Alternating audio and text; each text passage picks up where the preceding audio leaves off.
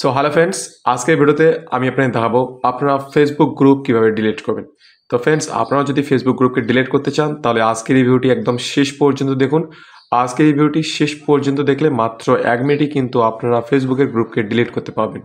তো চলুন ফ্রেন্ডস, আজকে এই ভিডিওটি শুরু করা যাক।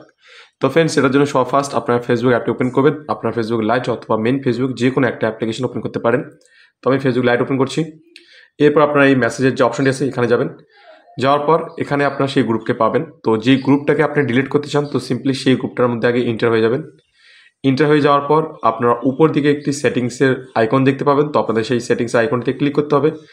সেটিংসের আইকনটিতে ক্লিক করার পর আপনারা এরকম ইন্টারফেস দেখতে পাবেন।